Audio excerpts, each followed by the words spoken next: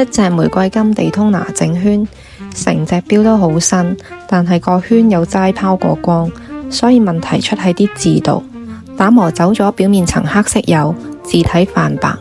另外，如果見到圈上面有啲小崩小點，要先補金將粒位填高再打磨，可以一定程度保護啲字打磨變淺。筆油同埋字坑變淺都唔一樣，有機會下次講。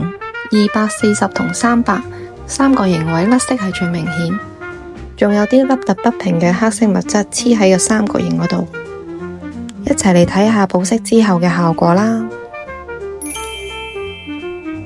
打磨後嘅錶圈要保持夠直，唔好變圓，表面冇波浪紋，keep 住原裝打磨痕跡就最好。我哋依家落10倍放大鏡睇保色後嘅字體。根據原裝油墨嚟講，基本上係高於或者等於錶圈嘅平面，整體顏色係一致，唔會出現深淺不一、鴛鴦色嘅情況。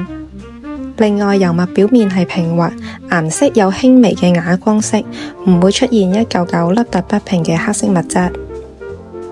借用官網圖片做參考，作為全新錶圈嘅示例，翻新同保色後嘅效果，離原裝出廠打磨越接近越好。